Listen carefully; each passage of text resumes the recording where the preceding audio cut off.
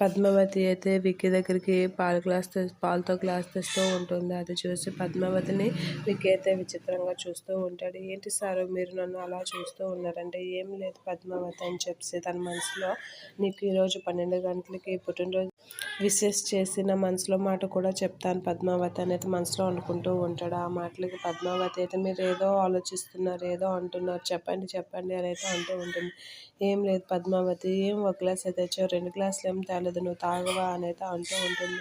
అదేంటి సారు, నేను ఎప్పుడు మీకు ఒక్కరికే తెస్తాను కదా, నేను ఎప్పుడు తాగను కదా, ఇదిగోండి తాగండి అని అంటే, లేదు పద్మావతి నువ్వు కూడా తాగు అని చెప్పి విక్కీ కొంచెం తాగేసి మిగిలిన పాలు పద్మావతికి ఇస్తూ ఉంటాడు. లేదు సారు నేను తాగను అంటే, పర్లేదు తాగు పద్మావతి అనేది అంటూ ఉంటాడు. అలా పద్మావతి ఆ పాలు తాగుతూ ఉంటుంది. అలా తాగిన తర్వాత, ఏంటి పద్మావతి ఎలా తాగావని చెప్పి అంటూ ఉండండి. ఏమైంది సారు అని చెప్పి అలా మూతి తుడుచుకుంటూ ఉంటుంది. ఆగు పద్మావతి అని చెప్పి విక్కీ అయితే పద్మావతికి తుడుస్తూ ఉంటాడు. అది చూసి పద్మావతి అయితే చాలా హ్యాపీగా ఫీల్ అయ్యి షాక్గా చూస్తూ ఉంటుంది.